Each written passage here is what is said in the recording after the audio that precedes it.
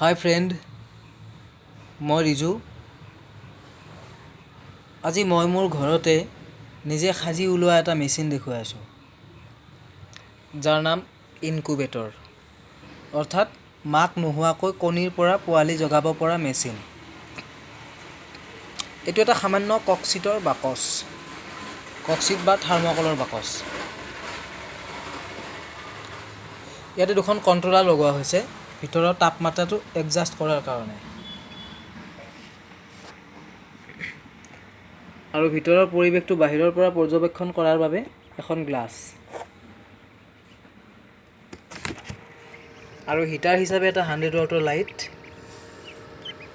আৰু আৰ্দ্ৰতা বজাই ৰাখিবৰ বাবে অলপ পানী, লগতে তাপমাত্ৰা আৰু আৰ্দ্ৰতা বাকচৰ চাৰিওফালে বিয়পাই দিয়াৰ বাবে এখন কুলিং ফেন, আৰু আৰ্দ্ৰতা কিমান আছে ভিতৰত সেইটো চাবৰ বাবে এটা হাইগ্ৰমিটাৰ, আৰু এইবোৰ কণী। আৰু আজি মোৰ হাঁহৰ পোৱালি ওলাইছে, কণীৰ পৰা লাহে লাহে ওলাই আছে। এইবোৰ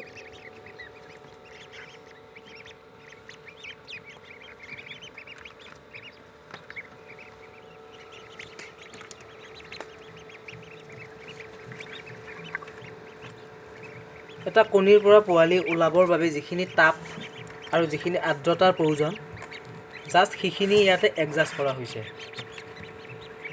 তাপমাত্ৰা 36.8 to 37.7, অৰ্থাৎ 36ৰ পৰা আৰম্ভ কৰি 36.8ৰ পৰা আৰম্ভ কৰি যেতিয়া 37.7 ডিগ্ৰী হ'ব, তেতিয়া লাইটটো অট'মেটিকেলি অফ হৈ যাব।